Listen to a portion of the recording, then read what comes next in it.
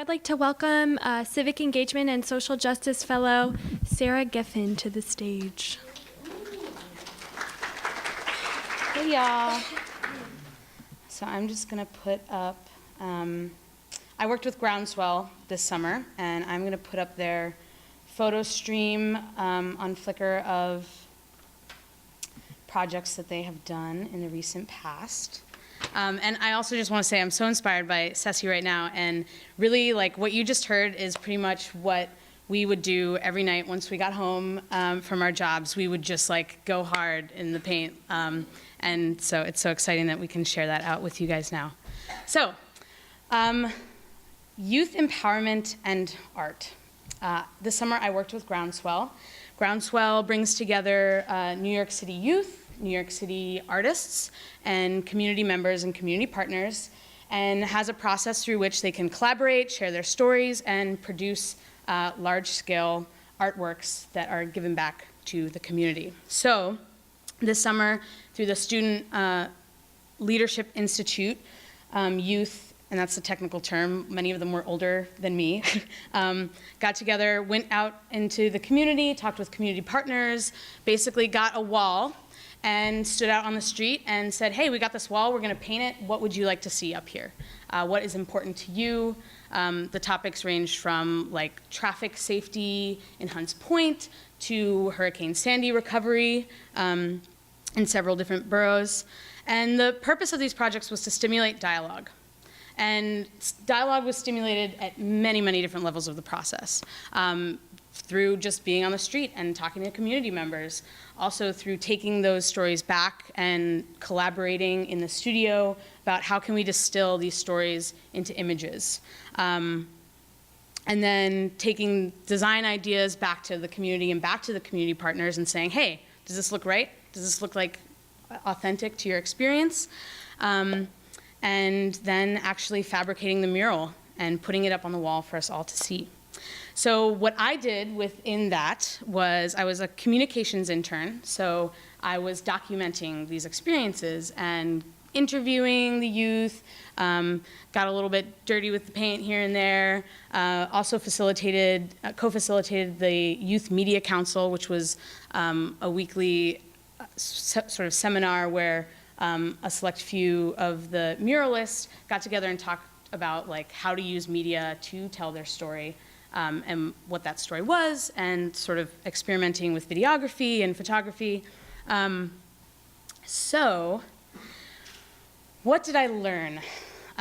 It's really unfair that we only have 7 minutes to talk about this. I think the most important aspect of this experience was coming from Lang, coming from the classroom, coming from a knowledge base of like, okay, this is what community engagement is, this is what community organizing is, and then showing up at Groundswell and being like, none of that matters right now. What matters right now is me getting to know who I'm in this space with.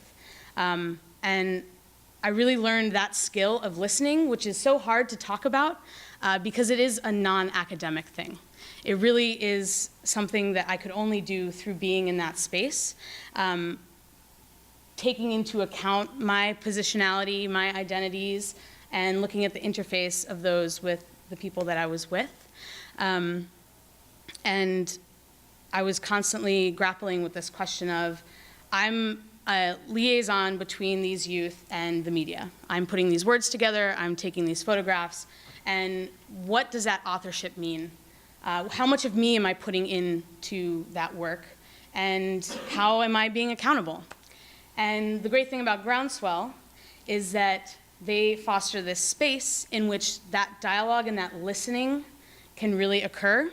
So I was able to be like, hey, I just did an interview with you, and these are the questions I asked, and this is what you told me. What is important for me to do for you? How is this interview meaningful for you? How are those questions relevant to you?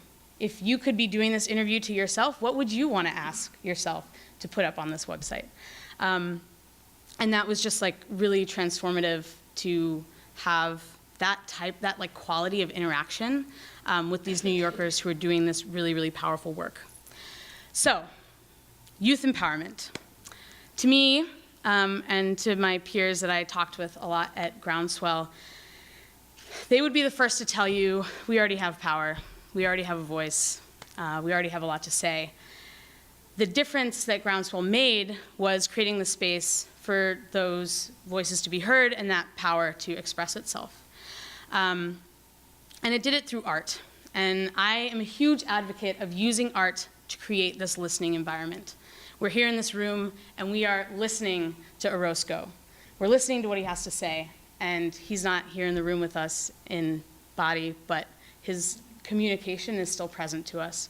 And on every level of the work that Groundswell did, the community partners had to listen to the youth had to listen to the community, the Groundswell staff had to listen to the youth. It was just like happening back and forth all the way. And the culminating projects were these like beautiful works of art that you listen to every time you walk past that space. And I just think that there's nothing more powerful than having that enduring listening process. Groundswell created that space, and community members gave the wall space for that process to happen. So in short, what was most effective about this summer was how horizontal everything felt. Nothing was given, nothing was for or to, it was all with. And I really think in terms of social justice now as that with. What am I doing with these new peers that I've met and connected with? And so, as you walk throughout the 5 boroughs of New York City, if you happen to see a Groundswell mural, there are 450 plus of them, so it's likely that you will come across one. Take a moment and listen to what the youth have to say. And thank you.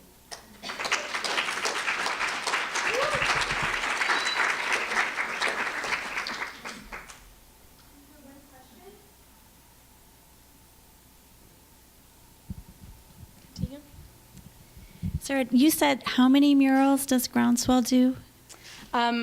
So currently there are 450 and then some public art pieces existing in the city. Groundswell has existed for 17 years. Check. Okay, yeah.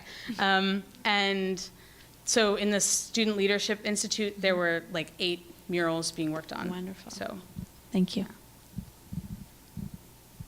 Any other questions for Sarah? Thank you for your presentation and your experience. I have a question. So I guess it's related to Groundswell because I've never heard of it. Mm-hmm. And was it originally initiated by graffiti artists? Were graffiti artists in New York ever involved in this? I have some experience with murals here in the city, so I'm interested. It didn't start as a graffiti art movement. The idea was to have, all the spaces that Groundswell works with are condoned. It's like legal painting on the walls. But it was really cool because a lot of the youth artists are graffiti artists, and we talked a lot about like what it meant to have this space where like they were allowed to be leaving their mark on their own city, and sort of how it felt different to be doing it in a condoned space versus a non-condoned space, and sort of even the politics of the condoned space and how, as artists, they also had to negotiate between community partners, community members, and still put themselves in there. So it really was, for them designing these pieces, a process of being accountable to many, many different stakeholders, including themselves. So it's definitely a different type of work. Thanks, guys. Oops.